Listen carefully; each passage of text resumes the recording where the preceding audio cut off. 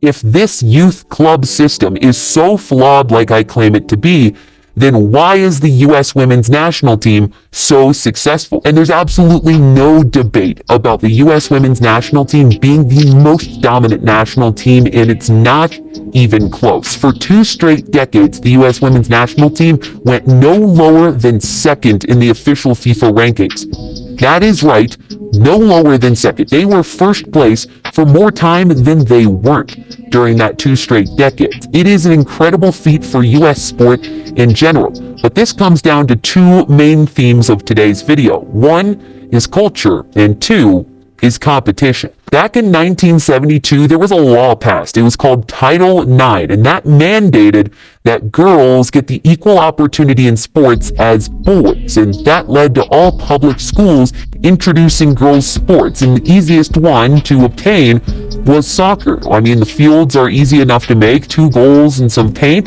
The equipment is cheap, and it fields a lot more players than sports like tennis or volleyball or basketball, so this became the most popular girls' sport in the USA. And this is also where the culture shift began, because the boys, they played American football, baseball, basketball, and the girls, they played soccer. Now, it wasn't officially a girls' sport, but culturally, absolutely it was. If you played soccer as a boy, you were looked at by your peers as more feminine. And these stereotypes even lingered into the 2000s when I grew up. They might still exist today, but I can't even imagine how bad it was back in the 70s, 80s, and 90s. But on the other hand, the women's game was celebrated culturally in the USA, which is ironically the complete inverse from the rest of the world. If you take a look at England, the country that even invented the game, they had banned women from using official football fields up until the 1970s. Not only could they not have a team,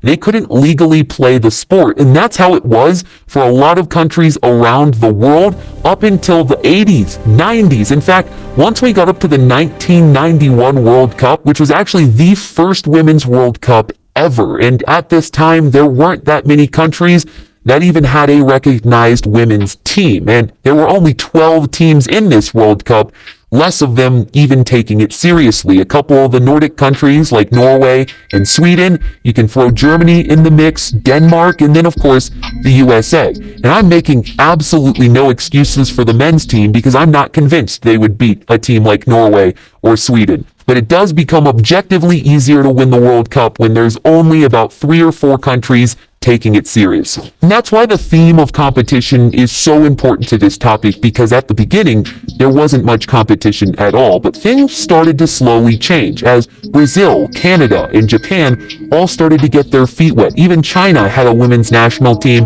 and North Korea had a women's national team. Yes, North Korea, the socialist country with authoritarian control, had one of the very first women's national teams in the world, a very unexpected progressive act from them, but with the opportunity to become one of the best women's nations in the world, it's also a great opportunity for sports washing. So they began the team called April 25th SC, named after the beginning of their military, Pyongyang City FC, and none of their players are allowed to go overseas to play in the NWSL or any other leagues, but it was still enough for North Korea to be one of the better countries in women's football. In fact, they've been top 10 since the 90s, and that's pretty impressive, but it's not going to last much longer. In fact, the U.S. women's national team reign at number 1 is also probably not going to last much longer either. Then here's why. In the late 2010s, yeah guys, I'm talking like 7 to 8 years ago, this is really recently, Europe actually started to care about women's football. There was this hype after the 2015 World Cup where England actually went on a pretty good run in that Women's World Cup, and it actually grew the interest of the women's sport in England, and subsequently that trickled into other European countries as well. You had France and Italy and Spain finally investing money in the women's game, and these are countries that are powerhouses in the men's game. They are widely regarded as the biggest leagues in the world, and often are the countries that win World Cups or go very far into World Cups.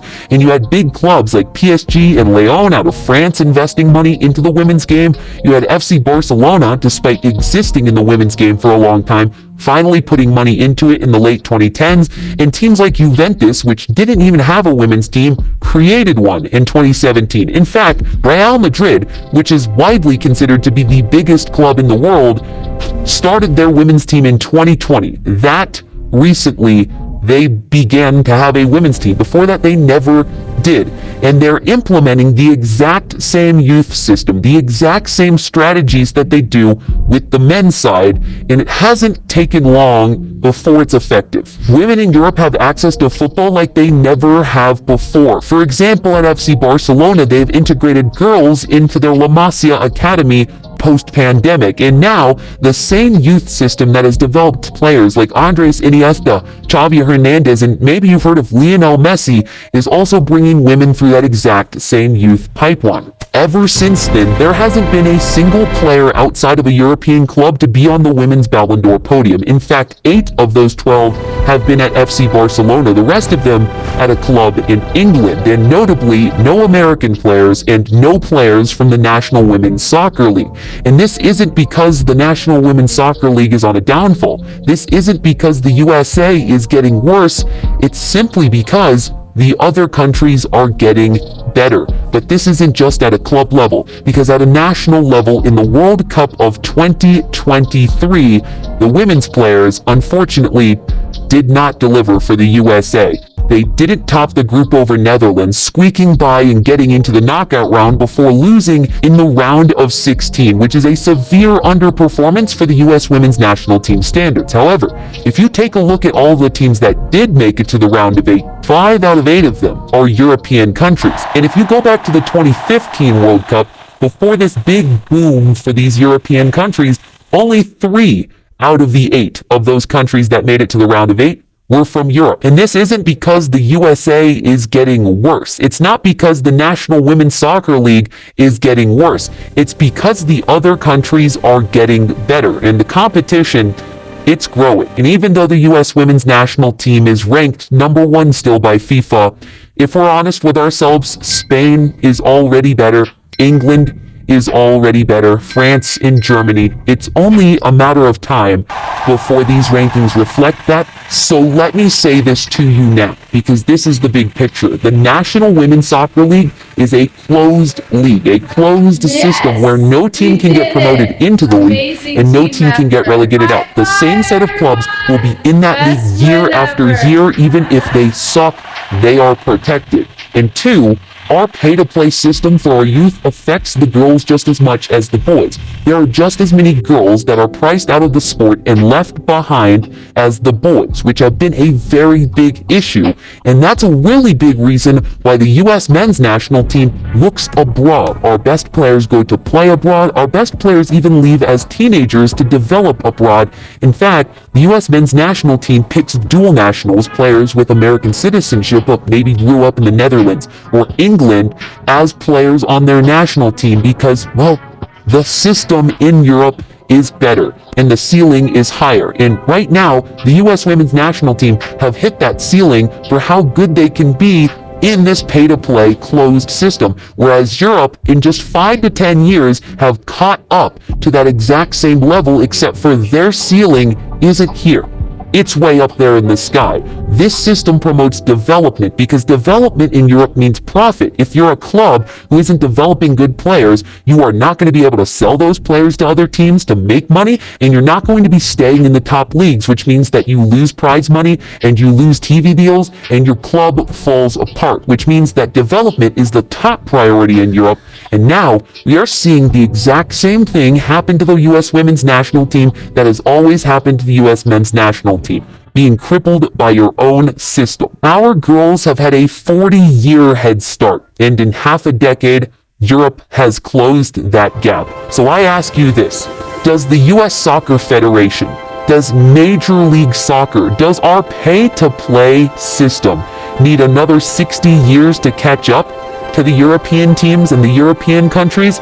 Or does it just take a couple years under a system that promotes talent and performance over affordability to be producing players and developing them at the same rate as the top countries in the world?